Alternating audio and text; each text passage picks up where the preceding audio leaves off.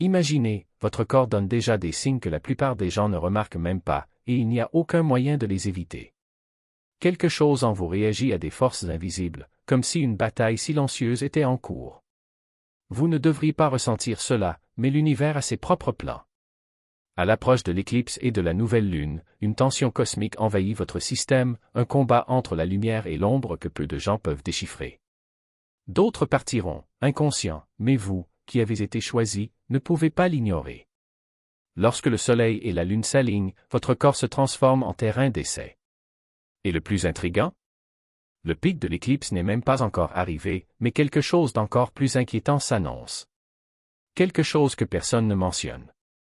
Ce n'est pas seulement un phénomène dans le ciel. C'est un rituel qui se déroule à l'intérieur de vous. Lorsque les étoiles se rencontrent, les élus ne se contentent pas d'observer, ils en font l'expérience. Votre corps n'échoue pas. Il est façonné, testé, forgé comme du métal à haute température. Chaque symptôme est la preuve que vous franchissez une frontière que peu de gens reconnaissent. Si vous faites partie de ce groupe, il est essentiel de comprendre ces signes. Pendant l'éclipse, ce n'est pas seulement l'esprit qui ressent la pression. Votre sang entre dans une guerre silencieuse. Certains le remarquent déjà, des vertiges soudains, des frissons qui parcourent la peau, des vagues de chaleur qui montent à travers le corps. Cela semble déroutant parce que c'est le cas. C'est comme si l'énergie vitale en vous était attirée dans deux directions à la fois, coincée entre l'obscurité et la lumière. Votre circulation réagit à cette tension cosmique. Votre cœur s'emballe sans raison, vos membres picotent comme si quelque chose les traversait, et ces pics d'adrénaline vous donnent le sentiment d'être prêt pour une bataille que vous ne pouvez pas voir. Ce n'est pas seulement de l'énergie dans le ciel. C'est l'énergie qui pousse le flux qui vous maintient en vie. Mais attention, ces symptômes sont temporaires et inoffensifs. Si quelque chose vous inquiète vraiment, faites confiance à votre instinct et demandez de l'aide. Lorsque le sang ne sait pas s'il doit couler ou se reposer, le corps se souvient que quelque chose de plus grand est en jeu. L'éclipse ne teste pas seulement la surface, elle défie le courant qui traverse vos veines. Et il y a un détail dont presque personne ne parle. L'un des yeux larmoyants sorti de nulle part. Ce n'est pas une allergie, ce n'est pas de la tristesse. C'est un côté de votre corps qui réagit tandis que l'autre reste immobile. C'est le miroir caché de l'éclipse, la moitié du soleil est engloutie par l'ombre, tandis que l'autre brille obstinément. Lorsque cela se produit, cela semble étrange, comme si votre corps était déchiré entre deux réalités. Un œil pleure pour ce qui se passe, tandis que l'autre fait face à ce qui va arriver. C'est l'expression physique d'être pris entre deux mondes. Pour les élus, même quelque chose d'aussi simple qu'une larme à l'œil a un sens. C'est l'éclipse qui parle à travers votre corps, montrant comment le moment est divisé. Lumière et ténèbres en conflit, équilibre fluctuant en temps réel. Dans les heures précédant l'éclipse, ne soyez pas surpris si le monde qui vous entoure semble électrifié. Vous touchez une poignée de porte et êtes choqué.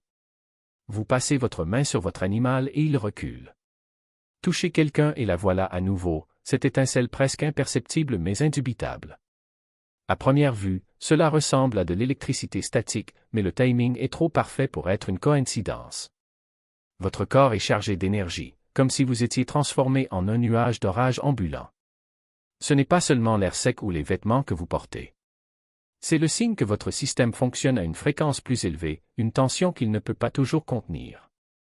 Chaque microchoc est votre énergie qui se dissipe dans l'environnement, de petites décharges qui prouvent que vous n'absorbez pas seulement la tension de l'éclipse, vous la transmettez. Certains remarqueront ces chocs plus intensément que jamais, et pas toujours aux moments escomptés. C'est parce que votre système nerveux, votre cœur, votre peau elle-même agissent comme des circuits vivants. C'est comme si votre corps était devenu un conducteur connecté au courant cosmique qui traverse l'éclipse. Et le plus curieux? Ces étincelles ne sont pas aléatoires. Ils surviennent lorsque vos émotions culminent, un rire, un soupir, une pensée soudaine. L'éclipse synchronise votre corps sur un rythme, et chaque choc est la preuve que ce rythme est électrique. Vous êtes en phase avec un environnement plus chargé, plus vivant et plus instable que d'habitude. Et le hockey? Il semble inoffensif, presque idiot. Mais lors de cette éclipse, certains remarqueront qu'ils surgissent de nulle part. Pas après un soda, pas après avoir mangé rapidement, mais dans des moments calmes et inattendus. Cela se produit parce que le diaphragme, le muscle qui contrôle chaque respiration, réagit à la pression invisible qui plane sur la Terre. La Lune recouvre le Soleil et le corps réagit comme si les poumons eux-mêmes étaient surpris par l'ombre. Considérez le hockey comme de petits spasmes d'énergie d'éclipse. C'est le corps qui saute un rythme pour s'adapter à quelque chose de beaucoup plus grand que lui-même. Chaque sanglot est comme un écho de la pause et du soulagement cosmique, lorsque l'univers retient un instant son souffle avant de le relâcher. La plupart l'ignoreront, mais les élus le remarqueront. Votre corps n'agit pas par hasard. C'est un messager. À ce stade, un hockey n'est pas seulement un spasme musculaire. C'est votre diaphragme qui danse au rythme du cosmos, une ondulation qui part du ciel et atterrit dans votre poitrine. Et le plus fascinant, c'est que cela passe inaperçu. Personne ne parle de hockey lorsqu'on parle d'éclipse, mais voilà, votre corps tremble au rythme de l'ombre. Même les plus petits spasmes peuvent prouver que l'univers est en vous. Alors, lorsque vous avez le hockey sans raison, ne l'ignorez pas. C'est le signe le plus courant d'un événement extraordinaire. Le gardien de votre souffle sautant au rythme de l'éclipse. Ce sont toujours les petits détails qui passent inaperçus. Et lors de cette éclipse, l'un des signes les plus révélateurs peut venir directement de votre nez. Soudain, vous éternuez 1, 2, 3 fois, ou sentez votre nez se boucher et se déboucher comme s'il n'y avait aucune explication. Au début, blâmez la météo, les allergies, peut-être un grain de poussière. Mais le moment vous fait arrêter. Ce n'est pas une coïncidence. Le nez est le capteur le plus primitif du corps. Il ressent ce que les yeux ne peuvent pas voir.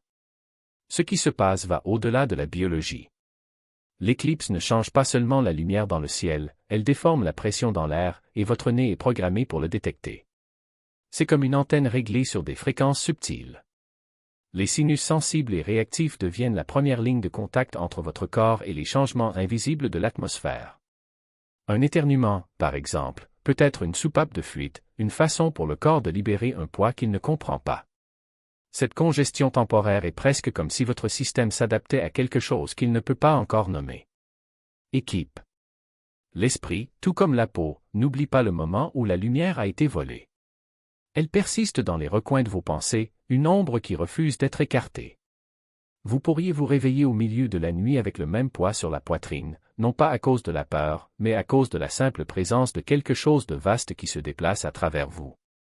Le corps ne fait pas la distinction entre les échos physiques et émotionnels, il enregistre simplement l'empreinte. Cette lourdeur dans tes membres? C'est le poids de l'éclipse qui s'installe dans vos os, vous demandant de ralentir, d'écouter. La soif inextinguible? Vos cellules sont encore en train de s'adapter, essayant toujours d'équilibrer ce qui a été perturbé lorsque le Soleil et la Lune se sont alignés. Et puis il y a les rêves.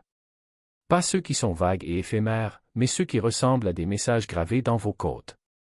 Vous rêvez peut-être de tomber non pas à cause de la terreur, mais de l'étrange justesse, comme si la gravité elle-même avait changé et que vous appreniez à vous déplacer d'une nouvelle manière. Ou vous pourriez rêver d'une eau, vaste et sombre, avalant la lumière, pour la restituer en fragments. Ce ne sont pas seulement des images aléatoires. C'est la façon dont l'esprit traite ce que le corps sait déjà, que quelque chose de fondamental a été réorganisé. L'éclipse ne se contente pas de passer au-dessus de vous, elle vous traverse, laissant derrière elle un résidu de sensations, de mémoire et de possibilités. Certains ressentiront cela comme une agitation, une envie de bouger, de marcher, de se débarrasser de la pression persistante. D'autres se sentiront attirés par le calme, comme si le corps essayait de conserver le calme du pic de l'éclipse. Il n'y a pas de bonne ou de mauvaise façon de répondre. La seule erreur est de l'ignorer. Parce que l'éclipse ne se contente pas de révéler vos faiblesses cachées, elle vous offre un choix. Que ferez-vous des parties de vous-même qui ont été exposées? Les laisserez-vous durcir ou les laisserez-vous ramollir? La lourdeur dans la poitrine, la douleur dans le dos, la soif qui ne sera pas satisfaite, ce ne sont pas des punitions. Ce sont des invitations. Et voici la vérité la plus troublante, l'écho de l'éclipse ne s'estompe pas rapidement. Il s'attarde comme une respiration retenue, attendant que vous expiriez. La nuit suivante, la semaine suivante, voire des mois plus tard, vous pourriez vous retrouver soudainement conscient d'une tension dans vos épaules, d'une tension dans votre mâchoire, d'un souvenir du ciel qui s'assombrit. Ce n'est pas une coïncidence. C'est l'empreinte digitale de l'éclipse, toujours enfoncée dans votre peau, toujours bourdonnante sous vos côtes. Le corps se souvient de ce que l'esprit essaie d'oublier. Alors, quand la soif vient, buvez profondément. Lorsque la douleur s'installe, étirez-vous dessus. Quand les rêves arrivent, laissez-les se déployer. L'éclipse n'est pas seulement un événement, c'est une conversation. Et ton corps? C'est celui qui répond. Crée un fil invisible, une impulsion silencieuse qui bourdonne sous la surface de la vie ordinaire. Lorsque votre corps remue avec le souvenir de l'éclipse, sachez que quelque part à travers les fuseaux horaires, les langues et les distances invisibles, un autre cœur bat au même rythme, un autre souffle s'arrête à la même ombre. Ce n'est pas une coïncidence. C'est la résonance. Le cosmos ne nous parle pas, il parle à beaucoup, et ceux qui l'écoutent font partie d'un chœur silencieux, chaque voix distincte, mais chantant tous le même chant ancien de lumière et d'obscurité. L'épuisement, les picotements, l'immobilité soudaine, ce ne sont pas seulement les réactions de votre corps. Ils sont les échos d'une expérience collective, d'une initiation partagée. Lorsque la fatigue frappe comme une vague, lorsque vos membres s'alourdissent et que vos pensées ralentissent, vous ne vous effondrez pas. Vous êtes en phase de synchronisation. L'éclipse ne choisit pas les individus, il choisit les moments, et ceux qui les traversent en deviennent les témoins. Votre sensibilité n'est pas un défaut. C'est un pont. Cela vous connecte à quelque chose de plus grand que vous, quelque chose qui se déroule depuis que la première ombre a traversé le premier soleil. Et voici la vérité que personne ne vous dit, l'éclipse ne se termine pas lorsque le ciel s'éclaircit. Son travail est plus profond, plus silencieux, plus persistant. Cela persiste dans la façon dont vos rêves changent, dans la façon dont votre corps se souvient de l'angle exact du bord de la lune. Cela persiste dans la façon dont vous vous réveillez certains matins avec le poids de quelque chose d'inachevé pressé contre vos côtes. Ce n'est pas une malédiction. C'est une invitation. L'éclipse vous a marqué, non pas pour vous blesser, mais pour vous rappeler que vous faites partie d'un cycle plus ancien que la mémoire, une danse de lumière et d'absence qui se répète depuis la nuit des temps. Alors, lorsque les symptômes apparaissent, ne vous détournez pas. Ne les considérez pas comme aléatoires ou dénués de sens. Ils sont le langage de l'invisible, la preuve que vous écoutez toujours. Les picotements dans vos mains, la chaleur soudaine dans votre poitrine, la façon dont votre souffle se coupe sans raison, ce ne sont pas des accidents. Ce sont des messages. Et si vous faites attention, si vous les laissez vous traverser au lieu de les combattre, vous constaterez qu'ils portent des cadeaux. Clarté. Aperçu. Une connaissance plus profonde de ce que signifie être vivant dans un monde qui est toujours en mouvement, qui tourne toujours, qui vous demande toujours de vous souvenir. L'éclipse n'est pas seulement quelque chose qui vous arrive. C'est quelque chose que vous portez. Et en le portant, vous faites partie de son histoire, une histoire qui est toujours en train de s'écrire, qui se déroule toujours, qui vous appelle toujours à entrer dans la lumière, même après l'obscurité. Il y a un rouge invisible, une fio qui se connecte à ceux qui sont en train de jouer comme mes marques d'initiation, qui comprennent l'éclipse n'est pas comme un exemple, mais comme un droit physique. C'est vrai que la communauté se forme, on ne reconnaît pas que nos corps contiennent ma même histoire. Vous avez l'impression qu'il s'agit d'une narration qui vous écrit. Alors, quand les symptômes commencent, ils voient comme un distinctif de perte.